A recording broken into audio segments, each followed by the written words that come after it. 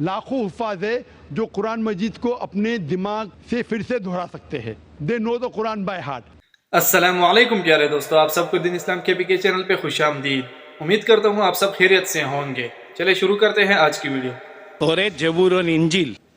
توریت موسیٰ علیہ السلام پہ نازل ہوا، داؤد علیہ السلام پر یہ کون سا تو زبور، اور انجیل عیسیٰ علیہ السلام پہ نازل ہوا.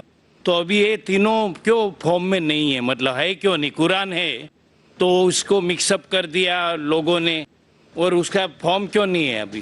زبور انجیل کیوں نہیں ہے وہ کتاب ابھی؟ بھائی صاحب نے اچھا سوال پوچھا کہ اللہ نے نازل کیا تورا، پھر زبور، پھر انجیل، اب یہ سب کیوں نہیں، صرف قرآن کیوں؟ بھائی صاحب جب بک کا ایڈیشن نکلتا ہے نا، first edition, second edition, third edition, تو صرف لیٹسٹ ایڈیشن لگتے، پرانے ایڈیشن چھوڑ دیتے.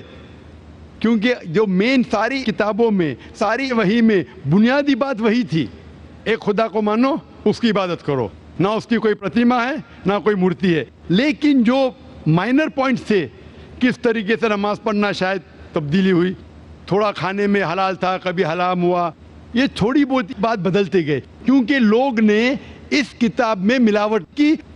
جب وحی میں ملاوٹ آنے لگی تو اللہ نے ایک نئے پیغمبر کو بھیجا پھر سے اس کو صاف کر کے. لیکن جب اللہ تعالیٰ نے سوچا کہ یہ وقت ابھی صحیح وقت ہے، آپ پوچھیں گے اللہ تعالیٰ نے قرآن کیوں نہیں سب سے پہلے بھیجا؟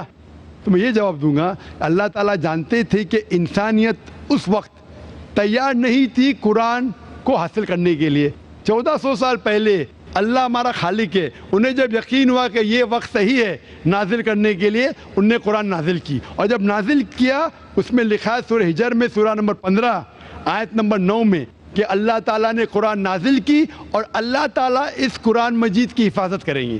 اس کے بعد کوئی بھی اس قرآن مجید میں ملاوٹ لا ہی نہیں سکتا ہے، آپ کتنی بھی کوشش کرو. کیونکہ آج کی تاریخ میں لاکھوں لوگ قرآن کو اپنے میموری میں اتار چکے ہیں.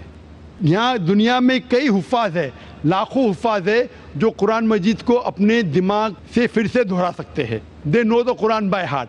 کتنی بھی کوشش کرو، آج کی تاریخ میں اگر آپ سارے قرآن مجید کو جلا بھی دیں گے نعوذ باللہ، پھر بھی ممکن نہیں کہ قرآن کو آپ ختم کر سکیں گے. کیونکہ اللہ تعالیٰ کا وعدہ ہے کہ قرآن کو میں نے نازل کیا ہوں اور میں اس کی حفاظت کروں گا. اسی لیے اس کے بعد کوئی بھی قرآن نہیں آنے والا ہے، کوئی بھی نئی وحی نہیں آنے والی.